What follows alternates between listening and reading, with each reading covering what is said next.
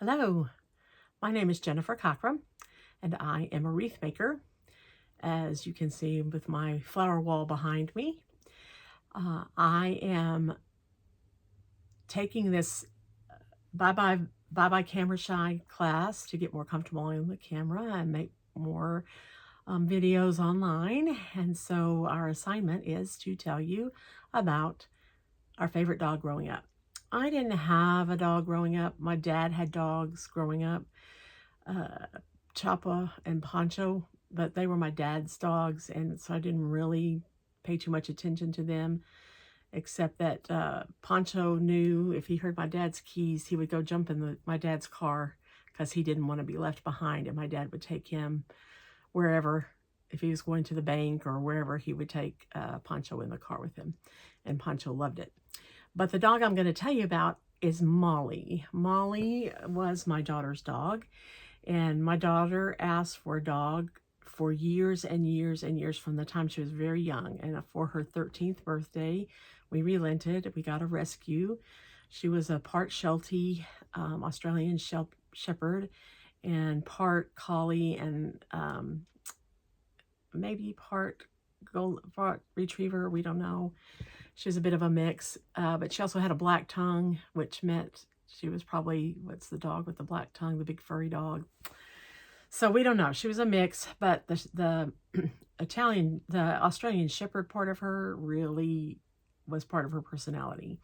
She liked to herd, and she liked to herd her flock, which was my 4 children and my husband and myself. So if my children were in the yard playing, she wanted to be in the yard playing with them, and she just ran around and herded them and made sure they were well taken care of. And if there was an infant in our house and the infant would cry, or even if the infant wouldn't cry, Molly was by that infant making sure that that infant was okay. And later, when my mom moved in with us, she also wanted to make sure we knew that if my mom was okay. She knew that my mom needed a little extra attention. My mom trained her not, my mom had a little apartment on the back of our house, but it was attached to the house. And Mom trained her not to go into her apartment. She could only go so far, and my mom would talk to her and say, you know, "Hi, Molly, how are you?" But Molly couldn't come in. But Molly would go and check on Mom, and if she could sense if Mom was having trouble. And so a couple of times when Mom fell, Molly came up to our room and got us. And one time at the end, towards the end, she was on an oxygen concentrator and it went off, and she came and got us and told us that the alarm was going off on that, and just different things. So she was aware, very aware, but she was also mischievous. She loved to run, and if the front door was open, she was out and she was gone, and you could not catch her.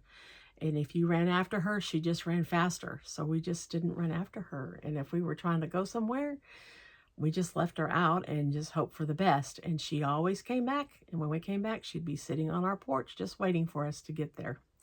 So Molly was a good dog. She was a good dog. All right. Thanks for listening.